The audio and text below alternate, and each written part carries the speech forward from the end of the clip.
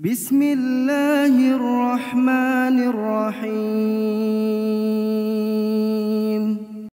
Kiai Haji Abdullah Faqih wa Kiai Imam Zubair wa ila jamil awliya wal ulama'il amilin. Al-Fatihah.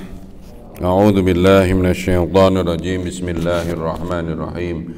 Alhamdulillahi rabbil alamin arrahmanir rahim maliki yaumiddin. Iyyaka na'budu wa iyyaka nasta'in. Ihdinas siratal mustaqim. Siratal ladzina an'amta 'alaihim ghairil maghdubi 'alaihim waladdallin. Amin. Mari kita baca dari sebagian zikir pagi, mulai dengan ayat kursi. Bismillahirrahmanirrahim. Allahu la ilaha illa huwal hayyul qayyum. La ta'khuduhu sinatun wa la nawm. Lahu ma fis samawati wa ma fil ard. Man dhal ladzi yashfa'u indahu illa bi'idhnihi. Ya'lamu ma baina aydihim wa ma khalfahum. ولا يحيطون بشيء من علمه إلا بما شاء وسع كرسيه السماوات والأرض ولا يؤوده حفظهما وهو العلي العظيم. آمن الرسول بما أنزل إليه من ربه والمؤمنون كل آمن بالله وملائكته وكتبه ورسله لا نفرق بين أحد من رسله وقالوا سمعنا وأطعنا غفرانك ربنا وإليك المصير. لا يكلف الله نفسا إلا وسعها لها ما كسبت وعليها ما اكتسبت. ربنا لا تؤاخذنا إن نسينا أو أخطأنا ربنا ولا تحمل علينا إصرا كما حملته على الذين من قبلنا ربنا ولا تحملنا ما لا طاقة لنا به واعف عنا واغفر لنا وارحمنا أنت مولانا فانصرنا على القوم الكافرين. بسم الله الذي لا يضر مع اسمه شيء بالأرض ولا بالسماء وهو السميع العليم. بسم الله الذي لا يضر مع اسمه شيء بالأرض ولا بالسماء بسم الله الذي لا يضر مع اسمه شيء في الأرض ولا في السماء وهو السميع العليم. رضيت بالله ربا وبالإسلام دينا وبمحمد نبيا ورسولا. رضيت بالله ربا وبالإسلام دينا وبمحمد نبيا ورسولا. رضيت بالله ربا وبالإسلام دينا وبمحمد نبيا ورسولا. صلوات. اللهم صل على سيدنا محمد وعلى آل سيدنا محمد كما صليت على سيدنا إبراهيم وعلى آل سيدنا إبراهيم وبارك على سيدنا محمد وعلى آل سيدنا محمد كما باركت على سيدنا إبراهيم وعلى آل سيدنا إبراهيم إنك حميد مجيد. Bismillah walhamdulillah wassalatu wassalamu ala sayyidina Muhammad rasulillah wa ala alihi wa sahbihi wa mawalah. La hawla wa la quwwata illa billah. Subhanaka la ilma lana illa ma 'allamtana innaka antal alimul hakim. Rabbi zidni ilman warzuqni fahman. Bapak Ibu rahimakumullah, pengurus DKM, mari kita lanjutkan ngaji kita kitab yang disusun oleh Al-Imam Nawawi, yaitu Riyadhus Shalihin. Kita telah menyelesaikan bab pertama dari kitab kita, yaitu tentang niat ikhlas, ya. Wa ma umiru illa liya'budullaha mukhlishina lahuddin. Dan tidaklah kita diperintahkan untuk ibadah kecuali semata-mata ikhlas karena Allah. Ikhlas itu bukan tidak ada pamrih. Ikhlas itu pamrihnya hanya ingin dibalas oleh Allah. Jadi amal itu harus ikhlas. Rugi kalau nggak ikhlas. Karena apa? Kita melakukan sesuatu ingin dibalas. Siapa yang bisa membalas? Hanya Allah. Maka kesimpulan dari ikhlas, Syekh Nawawi Banten, ya, ada Imam Nawawi. Imam Nawawi itu orang Syria. Kalau Syekh Nawawi orang Banten. Kampungnya di mana? Desa Tenara. Satu kampung dengan Pak Wapres, ya, masih kerabat. Ya. Pintu untuk ikhlas gampang. Jadi saya sekarang lagi kampanye, ikhlas itu gampang diomongin, gampang diwujudin. Kan selama ini kalau ngomong ikhlas gimana katanya? Susah Ustadz, ikhlas itu gampang. Kok gampang? Pintu pertama ikhlas itu kita berbuat karena bersyukur kepada Allah. Jadi pintu pertama kita bisa ikhlas, kita lihat nikmat yang ada di diri kita. Alhamdulillah kita dikasih badan gratis, tangan gratis, mata gratis. Malu sama Allah kalau nggak ibadah, itu ikhlas. Mengungkapkan rasa syukur karena diberi sesuatu, itu pintu ikhlas yang paling sederhana. Ya, berarti dia tahu diri. Kemudian terima kasih gitu loh. Pikirannya apa? Pikirannya cuman sekarang. Dikasih nikmat, terima kasih. Dikasih nikmat, terima kasih. Itu pintu ikhlas yang pertama. Pintu ikhlas yang kedua, pingin selamat di akhirat. Jadi mikirnya bukan hari ini lagi. Tapi kapan? Nanti kalau mati saya selamat. Berarti kan udah visioner. Nggak mikir sekarang lagi. Nah, selamat di akhirat tandanya dua. Tidak masuk neraka, masuk surga. Kenapa kamu sholat? Biar tidak masuk neraka, ikhlas. Kenapa kamu zakat? Biar masuk surga. Yang bapak-bapak, kenapa kamu sholat tahajud? Biar masuk surga, ketemu bidadari, ikhlas juga. Jadi lagi sholat itu pikirannya 70 itu. Kenapa? Yang menjanjikan bidadari Allah. Ibu-ibu tidak usah khawatir, di akhirat nanti di surga ada bidadara.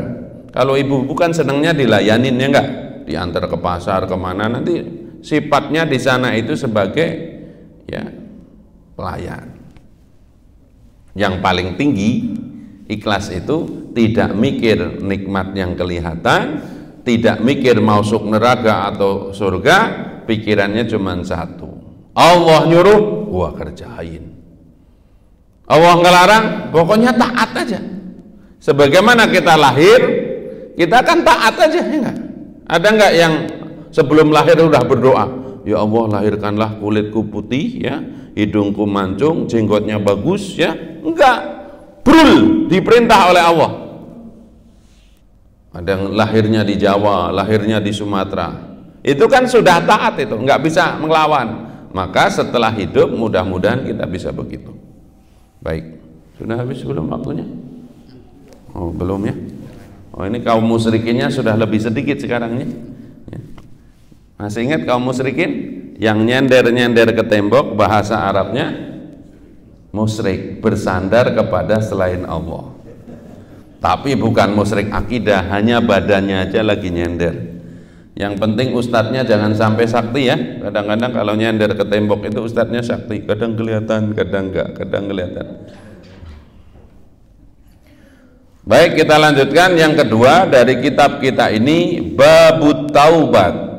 Setelah kita berusaha untuk ikhlas, maka pintu keduanya yang dipilih oleh Al-Imam Nawawi membahas mengenai taubat. Qalal ulama, berkata para ulama, atau batu bermula taubat wajibatun, itu wajib. Min kulli dambin, dari semua dosa. Jadi hukumnya apa? Yang wajib itu taubat dari segala dosa.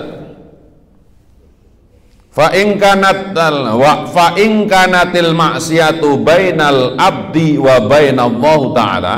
Kalau dosanya antara kita dengan Allah, ya, tata'alluqa bihaqqi adamihi, tidak ada la tata'allaku bihaqqi adamihi, tidak ada hubungannya dengan hak sesama anak Adam, falaha thalathatu syuruto, maka tobat itu ada 3 syarat. Kalau urusan kita kepada Allah saja, tidak ada urusan dengan manusia.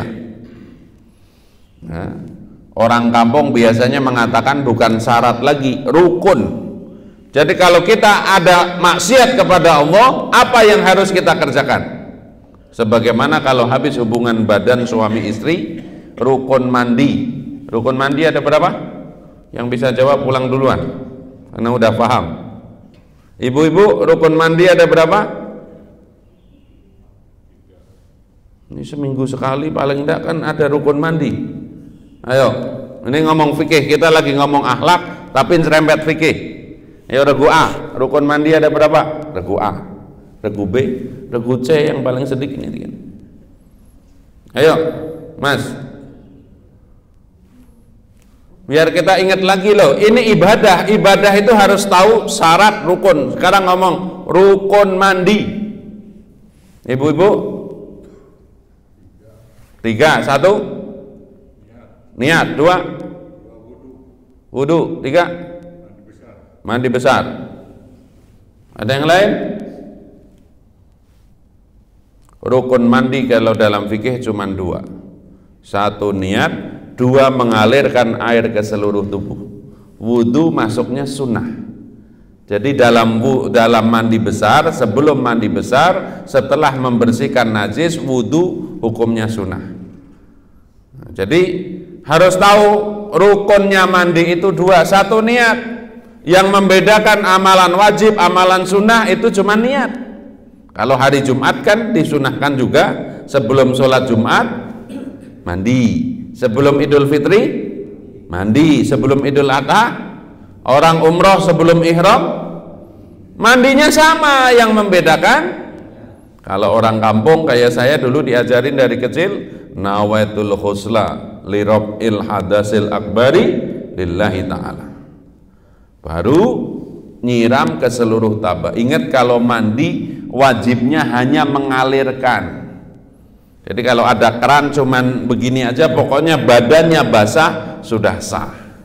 Tapi kalau wudu ada kalimat faghsilu, membasuh. Jadi ada air yang digosok. Bedakan antara mandi dan wudu. Surat Al-Maidah ayat 6 yang membahas tentang wudu. Ya ayyuhalladzina amanu idza kuntum ila sholati faghsilu wujuhakum. Basuhlah mukamu, ada air yang cukup, tempelin ke muka, gosok, namanya iksil atau fagsil. Kalau mandi cuma suruh ngalirin, jadi yang penting air itu lewat ke kulit sudah sah. Jadi kalau mandi besar Mas, misalnya nggak mau repot-repot lagi musim hujan ya, ini kalau secara hukum gitu ya, saya berniat mandi terus basah-basahan aja udah boleh.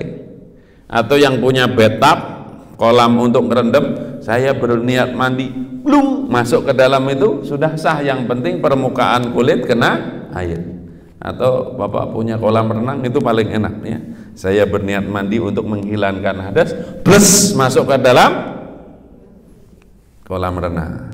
Atau Mas misalnya habis subuh begini pulang ya, terjadilah pengulangan malam pertama misalnya begitu, pas bangun anaknya minta ke Ancol ya, habis tidur gitu jam 7, Pak pokoknya ke Ancol sekarang, ke Ancol sekarang. Ntar dulu Bapak mandi dulu. Enggak, mandinya di sana. Udah berangkat aja, berangkat dalam keadaan junub di pinggir mana, pantai Ancol. Saya berniat mandi untuk menghilangkan hadas, blung, masuk ke dalam pantai, sudah itu.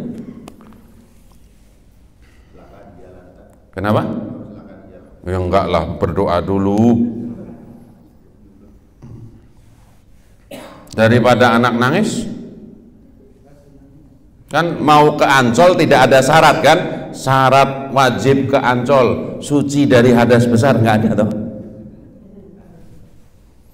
Ini biar melek, kalau ngomongin hadas besar rada-rada melek kan, karena hubungannya hadas besar itu ya. otak kita itu tahu nggak, kalau kata para ahli senengnya apa? Yang horor. Makanya film horor itu laris. 2, porno. Karena kalau ngomong porno mau siapapun langsung melek.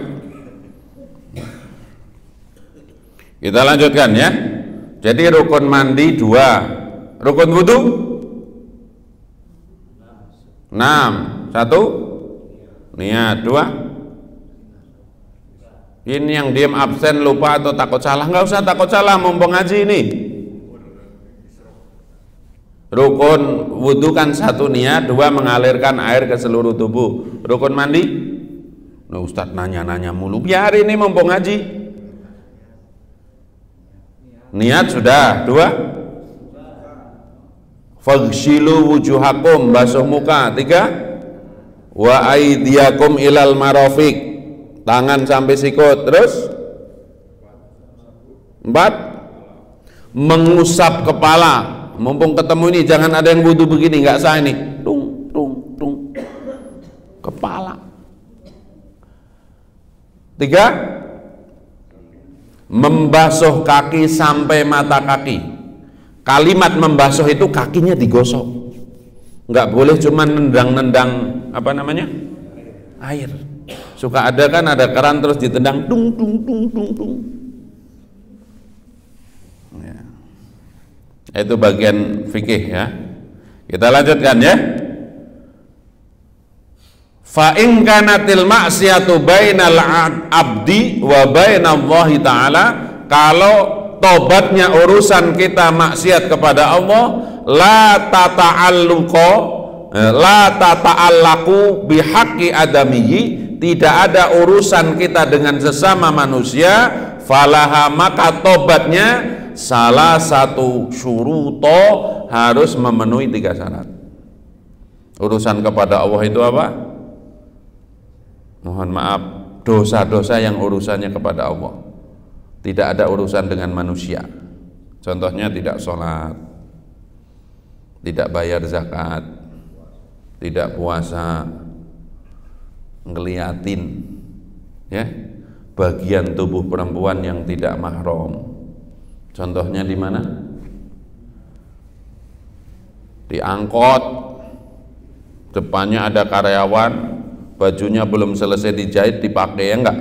Pakai kacamata hitam ya. Kalau kata santri beling, dilihat dosa ya, tidak dilihat mubahadir, asli beling.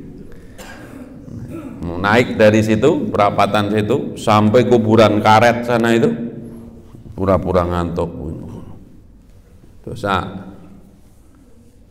Apalagi pokoknya urusan kepada Allah. Apa itu? Ahaduha, yang pertama, ayyu li'anil maksiat, harus meninggalkan maksiat yang telah dilakukan. Bahasa sederhananya, berhenti dari maksiat.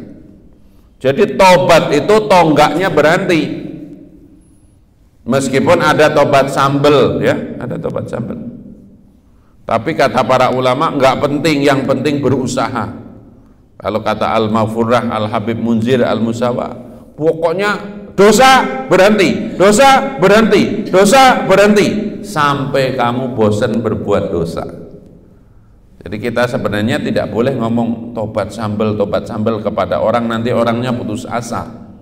Jadi kalau kita ingin memotivasi orang, saya kemarin nggak sholat, nggak apa-apa kemarin nggak sholat, sekarang sholat ya.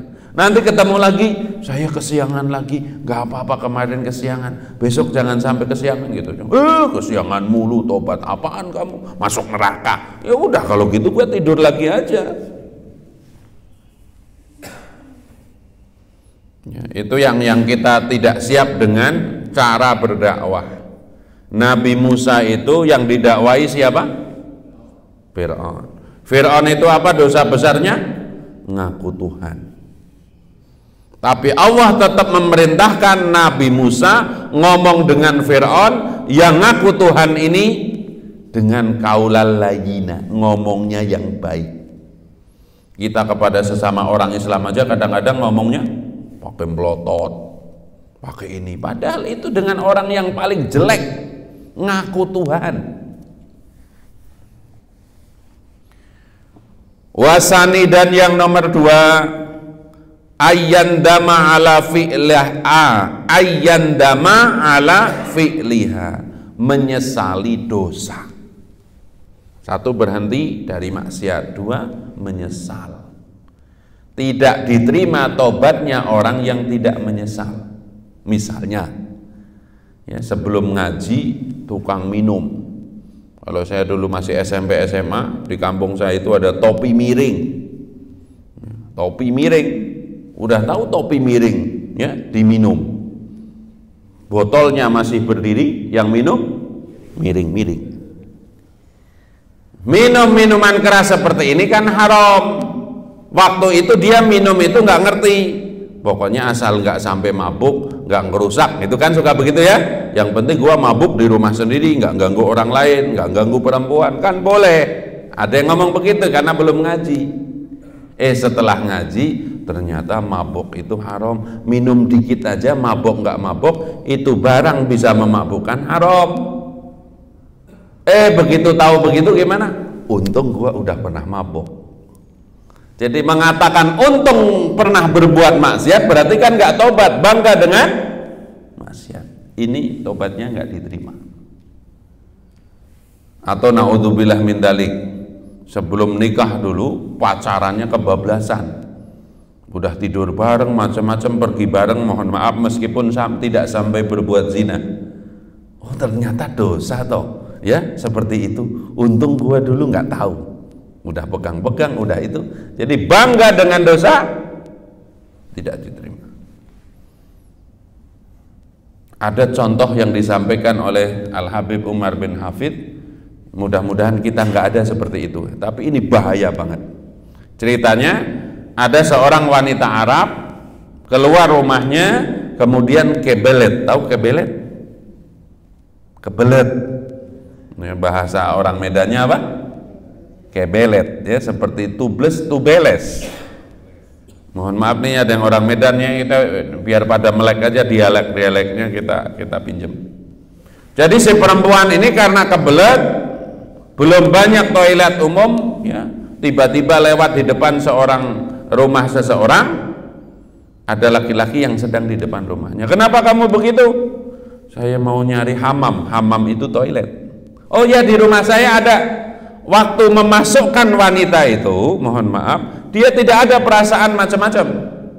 Tapi namanya orang kebelet, maka ucul-uculnya itu buru-buru. Baju hitam yang dipakai orang Arab itu dilepas, blek-blek-blek, maka kelihatanlah baju rumahnya yang harusnya di rumah dia, karena dia kebelet, maka melepas itu di ruang tamu laki-laki itu. Ting, ngelihat, mohon maaf, kemolekan tubuhnya, kecakapannya, setan datang. Pucuk ditinta, ulam tiba. Maka begitu keluar dari toilet, laki-laki ini ngomong, saya terima kasih, nggak bisa, kamu kan sudah tak tolong, maka kamu harus nolong saya mengikuti apa yang aku inginkan. Namanya perempuan ini tidak berdaya di rumah orang, ya, dia nyari cara, gimana caranya dia itu tidak disentuh oleh laki-laki ini. Ngomongnya gini, ya, Mas bro, nggak apa-apalah, namanya saya sudah dibantu, saya mau bantu ente, ya, menyalurkan hasratnya. Tapi tolong dong, gua dari pagi belum sarapan. Masa begituan nggak punya tenaga, kan nggak keren. Coba beliin sarapan gitu ya. Zaman dulu kan belum ada GoFood, ya kan? Maka laki-laki itu jemengan, oke, kalau cuman sarapan gitu kan, maka dia pergi cari sarapan. Kaburlah perempuan ini. Maka begitu pulang, goblok banget gua. Kenapa? Apa namanya? Mau dikibulin perempuan itu. Itu tidak jadi zina. Tapi begitu dia ingat peristiwa itu, dia selalu goblok-goblokin dirinya sendiri sampai menikah, sampai tua. Berarti kan nggak menyesalnya nggak? Jadi kalau ingat peristiwa itu, goblok banget gua. Goblok banget, ini orang tidak menyesal. Atau yang di sini pernah jadi pejabat, ya, dulu harusnya bisa korupsi, nggak korupsi, begitu sekarang pensiun atau nggak jabat, goblok banget gua, kenapa dulu nggak tak bawa pulang itu uang 100 miliar. Nah itu dosanya belum dilakukan, Atau kembali tadi yang pernah pacaran zaman dulu, ya, dalam tanda kutip lagi apel di teras rumah calonnya atau pacarnya itu, mau pegang tangannya telat. Nah, begitu mau pegang lagi, bapaknya udah keluar ngajak main catur, misalnya begitu. Terus goblok banget tuh, kenapa nggak buru-buru megang, keburu bapaknya keluar. Sampai sekarang ngomong goblok banget, berarti tidak menyesal dengan maksiat dia, itu menyebabkan taubatnya tidak diterima dan dicatat dosa meskipun belum berbuat dosa, karena ada tadi goblok banget gua, ya. La haula wala quwata illa billah. Wa thalitsu, dan yang nomor 3, ayyazima Allah, ya, yauda ilaiha abadan, bertekad tidak akan mengulangi dosa itu selama-lamanya. Namanya tekad kadang kepeleset, melakukan lagi nggak apa-apa lagi gitu. Jadi makanya kita disuruh sholat 5 waktu itu, berarti antara 2 sholat itu ada dosa. Sebagaimana Rasulullah mengatakan, bagaimana seandainya di dekat rumahmu ada kali, terus kamu mandi 5 kali, pasti bersih. Jadi dosa hapus, itu bagus. Jadi nggak usah khawatir, karena ampunan Allah mendahului rahmatnya. Jadi kalau dosa kepada Allah syaratnya berapa? 1, ayo biar nyangkut. 1, berhenti dari maksiat. 2, menyesal. 3, bertekad tidak kembali kepada dosa itu selama-lamanya, meskipun tadi tobat sambel. Ya, waktu zaman SMA atau itu ada senior saya yang melakukan survei secara kasar. Mohon maaf nih, ada orang keluar dari lokalisasi, ditanya, Pak, gimana perasaannya? Menyesal gua, kenapa berbuat dosa? Habis melakukan. Nanti bulan depan ditanya lagi, Pak, gimana? Menyesal. Orangnya yang sama, setiap kali setelah berbuat dosa mengatakan menyesal. Makanya tadi menyesal tidak cukup, kecuali pindah lingkungan. Termasuk yang sholatnya masih belang bentong, jangan ketemu orang yang nggak pernah sholat. Misalkan kita sholat sudah 2 waktu, ya, subuh sama maghrib. Duhur karena sibuk nggak sholat, asar nggak sholat, isya kecapean. Ketemu orang yang nggak pernah sholat, kita soleh apa enggak? Soleh, karena kita udah sholat 2 kali, temennya nggak pernah sholat. Nah ini kadang-kadang kita salah bergaul. Kalau kita ingin menjadi orang baik, maka cari lingkungan yang soleh, yang lebih itu dari kita. Kita puasanya baru Ramadan, ketemulah orang-orang yang Senin Kemisnya rajin. Kita sedekahnya kalau Ramadan saja kita lihat orang yang tiap subuh sedekah, tiap Jumat sedekah, dan seterusnya. Fa in uida ahadus salasati lam tasihu taubatan. Ya. Apabila 3 syarat ini tidak terpenuhi, maka tobat kita tidak memenuhi syarat. Berhenti maksiat, menyesali maksiat, bertekad tidak mengulangi lagi. Wa in kanatil maksiatu, dan apabila maksiatnya tata'alaku bi adamiyin, ada urusannya dengan siapa? Sesama anak Adam, fasurutuha arba'atun, maka syaratnya 4. Hadhihi tsalatatu, syarat yang 3 tadi apa tadi? Berhenti, menyesal, bertekad tidak mengulangi lagi. Kemudian wa iya bara min haqqi sahibiha, ya, apabila berupa harta benda maka harus dikembalikan. Jadi nggak cukup menyesal, gua menyesal ya dulu pakai duit ente belum dikembaliin, kembaliin, jangan menyesal doang. Ya. Zaman dulu masih preman, maaf ya gua dulu tukang mukulin kamu, maafin saya. Terus temennya, gua nggak akan maafin kecuali saya nonjok kamu 7 kali. Harus rela ditonjok. Ya, yang pertama tadi, yang pernah minjem sarung gitu ya, dari baru lebaran pinjem sarung dong buat sholat, udah 3 lebaran balikin sarungnya. Ibu-ibu kalau minjem wajan kembaliin wajannya. Padahal wajan itu kalau dipakai berkurang nggak wajan? Kalau pas dicuci itu kan, ya enggak. Apalagi minjem motor, ya. Minjem motor itu pakai bensin enggak? Jangan waktu, mohon maaf, ngambil motor bensinnya penuh dikembaliin kosong. Ingat, ada hak orang yang dimakan itu. Apalagi kue orang dimakan kadang-kadang ya. Nah, termasuk ini yang zaman sekolah, zaman kuliah atau sekarang kerja pernah darmaji. Tahu darmaji? Dahar 5 ngaku hiji. Ya, di toilet, di kantin, tobat datang ke situ. Kembali ke SMA asal itu minta izin. Kalau masih ada bu kantinnya. Kalau sudah meninggal cari ahli warisnya. Ini serius mas. Nanti kita nggak jadi masuk surga karena tiba-tiba dicegat oleh malaikat. Ntar dulu bro, nggak jadi masuk surga. Kenapa? Ente di kantin pernah ngaku makan tahu 3, ngaku 2. 1 tahu menyebabkan kita tertunda masuk neraka. Dalilnya apa? Famay ya'mal mithqala dzarratin wa may ya'mal mithqala dzarratin. 1 biji sawi aja dihitung, apalagi tahu. Tahu togenya berapa dalam 1 tahu sumpel itu?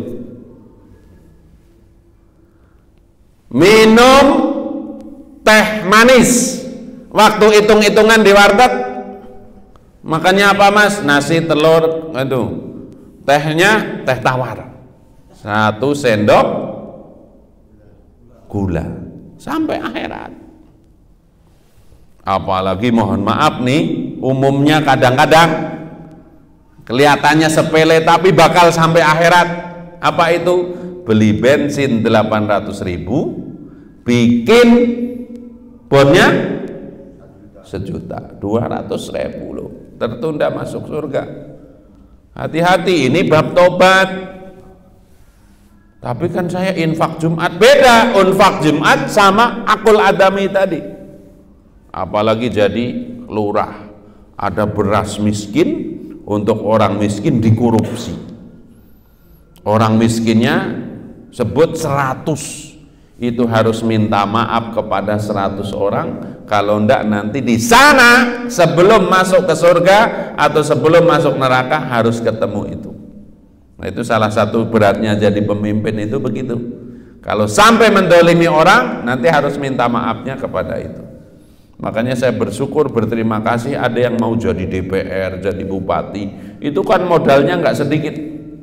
Saya kemarin ketemu teman saya lagi mau nyalek anggota DPR RI, ya. Itu sudah setahun bolak-balik ke dapil sudah habis 1 miliar. Bikin kalender, ngopi sana, ngopi sini, ya 1 miliar. Nyari duit 1 miliar kan nggak lama, nggak sebentar ya.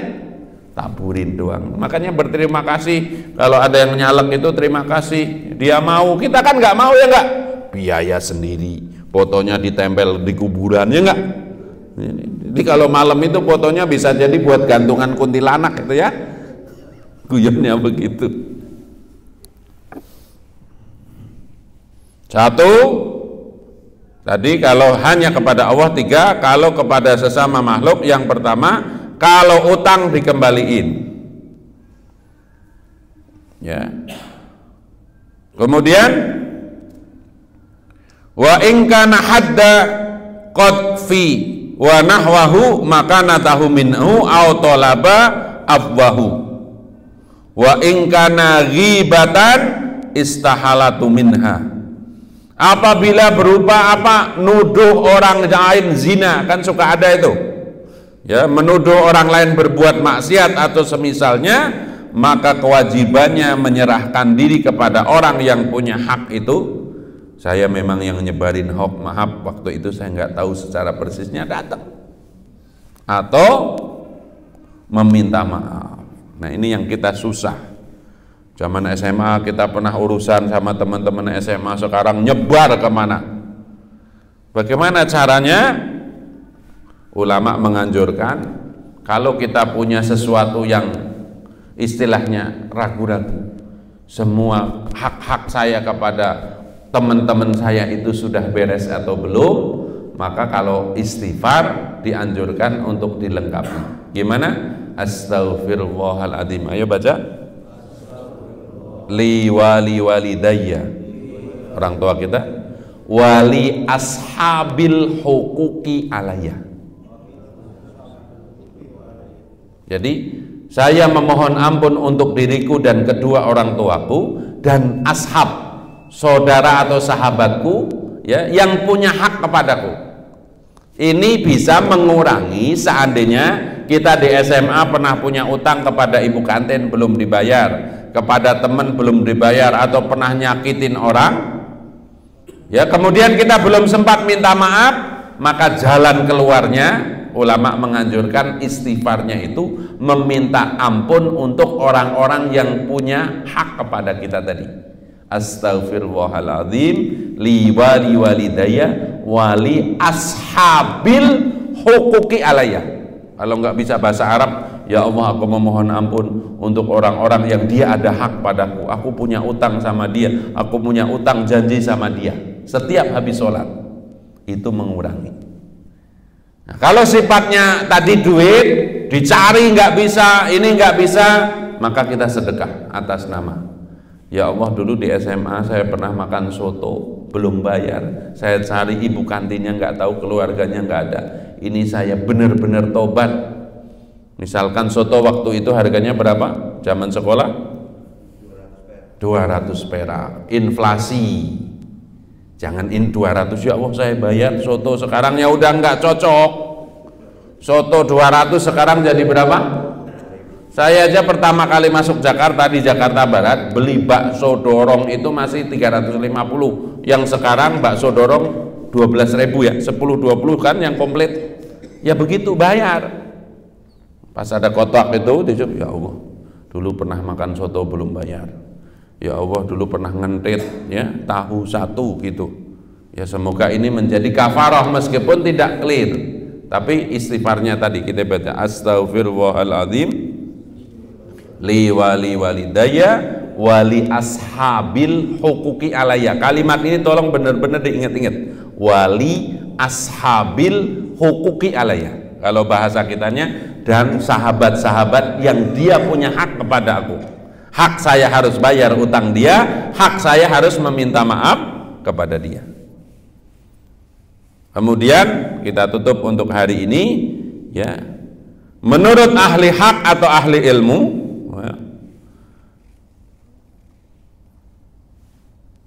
seseorang bertobat hanya dari sebagian dosanya sudah sah. Jadi kalau dosanya 10, minimal dia tobat 5-3, pokoknya harus memulai tobat. Ya, adapun dalil dalam Al-Qur'an diantaranya surat An-Nur ayat 31. Kita baca. A'udzu billahi minasyaitonir rajim. Ya.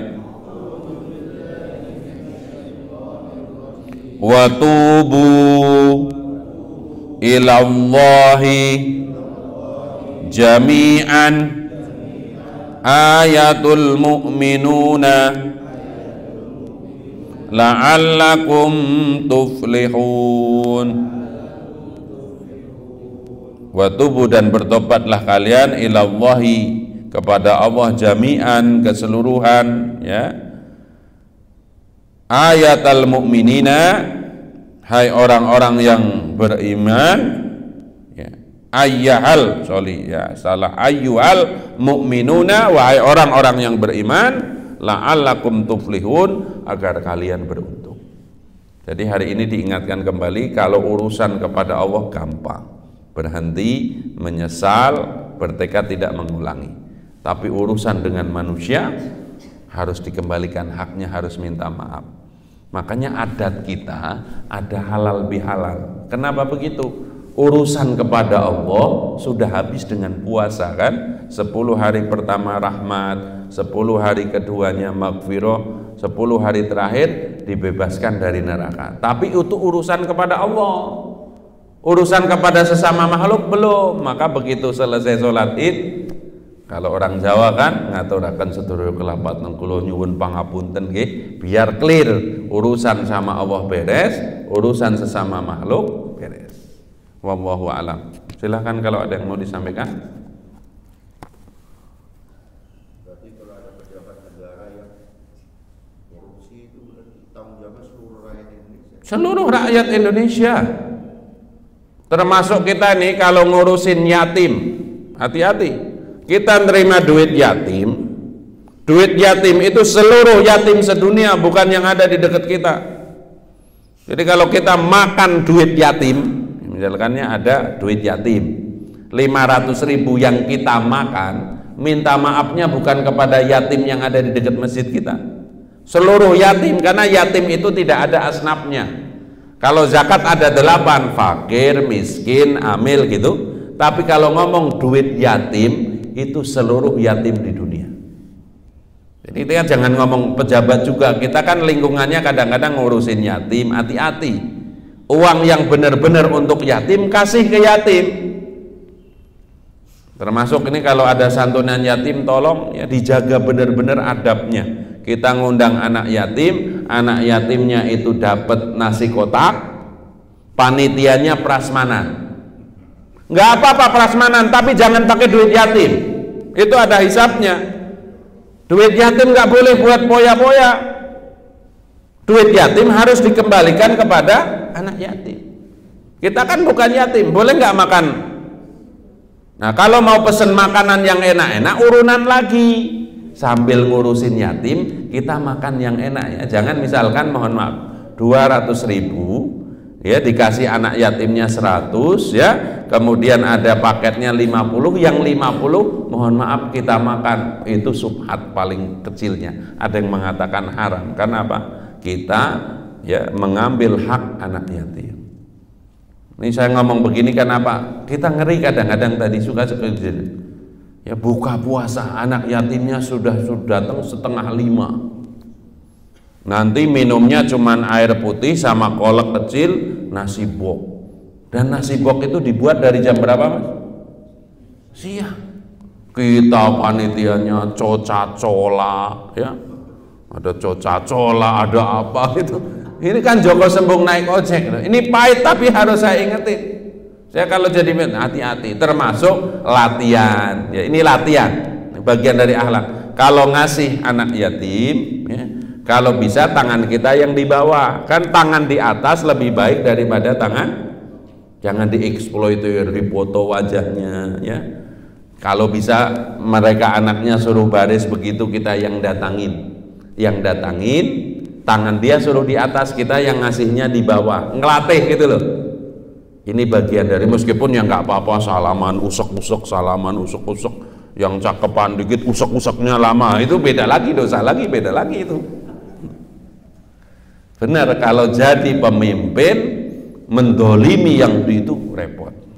Jadi RT aja gitu ya, ngentit ya uang se-RT harus minta maaf kepada se-RT. Kalau jadi RW itu. Meskipun kemudian ini kadang-kadang kalau gitu nggak ada. Makanya tadi kita harus berterima kasih kepada orang yang mau jadi bupati, jadi wali kota. Kenapa? Dia ambil risiko.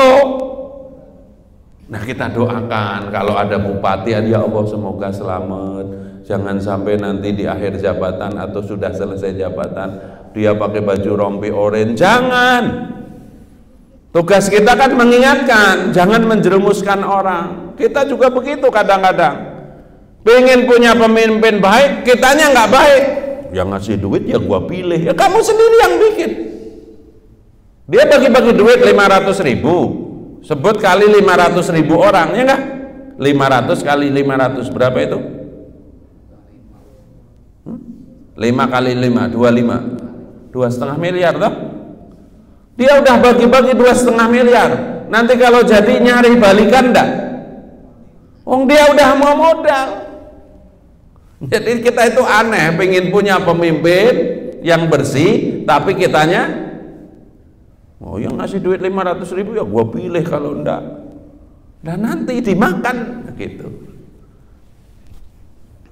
Ada yang lain? Ya, mudah-mudahan kita menjadi orang-orang tadi ya. Latihan jangan ghibah. Ghibah itu dosanya seperti makan daging orang yang sudah mati. Pemimpin buruk jangan dighibahin, doain. Oh ini Pak Bupati itu begini-begini loh. Ingat, kita minta maafnya susah loh kepada public figure ya enggak? Enggak tahu rumahnya di mana, kalau tahu rumahnya belum tentu boleh masuk kan? Termasuk artis jangan diomongin, artis berbuat salah masuk TV kita nggak usah ngomongin. Nggak nyangka ya begini-begini. Itu ghibah. Ghibah itu apa? Ngomongin keburukan orang bener. Kalau nggak bener namanya fitnah. Jadi kalau ada orang berbuat buruk, bener buruk, kita ngomongin di belakang, bukan hakim, bukan ingin mencari solusi, namanya ghibah. Ghibah itu dosa. Nah kita kan enggak, yang laki-laki itu sambil di kopi nggak nyangka ya Pak RT itu ternyata busono di sini. Temennya sebelahnya nggak ikut ngomong, oh gitu ya, nggak nyangka ya, oh gitu udah ngomporin gitu ya, sama aja. Kalau enggak pakai WA, pling gitu ya, wah nggak pakai apa-apa. Zaman sekarang itu kan ghibah bukan hanya ngomong, tapi pakai jempol, pakai apa? Nah, termasuk tadi kalau ada dosa ghibah, ngomongin keburukan, kita harus berani nggak kita? Orang ini nggak tahu kita omongin, ya. Tapi kewajiban syariat kalau kita ngomongin orang itu kita harus datang, minta maaf. Berani nggak? Nah makanya daripada kita minta maaf atas kejadian-kejadian yang kita belum tentu berani, mending kul khairon au yasmut, ngomong yang baik atau diem. Saya diajarin guru saya, kalau ada orang yang ingin ngajak ngomongin orang lain, langsung dijawab gimana Pak? Misalkan Mas, Ustadz tahu nggak ketua DKM itu begini-begini, saya langsung jawab gimana? Shadaqallahul azim gitu. Jadi kalau ada orang ingin ngomongin orang lain langsung, kalau sholawat dikira Allahumma sholli ala sayyidina Muhammad, kira malah setuju. Tapi kalau ngomong Shadaqallahul azim, berarti kan sudah selesai. Kita terkenal. Jadi saya juga begitu kalau ketemu siapapun, Ustadz itu begini-begini, Shadaqallahul azim. Al-Fatihah. A'udzu billahi minasyaitonir rajim. Bismillahirrahmanirrahim. Alhamdulillahirabbil alamin arrahmanir rahim maliki yaumiddin. Iyyaka na'budu wa iyyaka nasta'in ihdinas siratal mustaqim siratal ladzina an'amta 'alaihim ghairil maghdubi 'alaihim waladdallin amin. Wa sallallahu ala nabiyyina Muhammadin wa alihi wa sahbihi wa barik wa sallim ajmain. Allahumma inna nas'aluka ilman nafi'an wa amalan mutaqabbalan wa rizqan halalan thayyiban wasi'an wa shifaan min kulli da'in wa saqamin bi rahmatika ya arhamar rahimin. Ya Allah, jadikan semua ilmu kami ilmu yang bermanfaat, amal kami amal yang Kau terima, rizki kami melimpah berkah luas, dan tidaklah Engkau uji kami dengan penyakit kecuali Engkau sembuhkan. Ya Allah, mampukan kami berhenti dari maksiat-maksiat kami menyesali maksiat-maksiat kami, dan kami bertekad tidak akan mengulang lagi maksiat-maksiat masa lalu itu, dan mampukan kami mengembalikan hak-hak orang yang ada pada diri kami, dan memohon ampun, memohon maaf kepadanya, sehingga tobat kami tobat yang sempurna. Bifadli subhanaka rabbika rabbil izzati amma yasifun, wassalamun alal mursalin, walhamdulillahi rabbil alamin. Wal asri, bismillahirrahmanirrahim. Wal as innal insana lafi khusrin illa alladzina amanu wa amilus solihati wa tawassaw bil haqq wa tawassaw bis sabr. Subhanakallahumma bihamdika asyhadu an la ilaha illa anta astaghfiruka wa atubu ilaik. Wallahul muwaffiq ila aqwamit thoriq. Assalamualaikum warahmatullahi wabarakatuh. Mari kita berangkat haji. فبأي آلاء ربكما تكذبان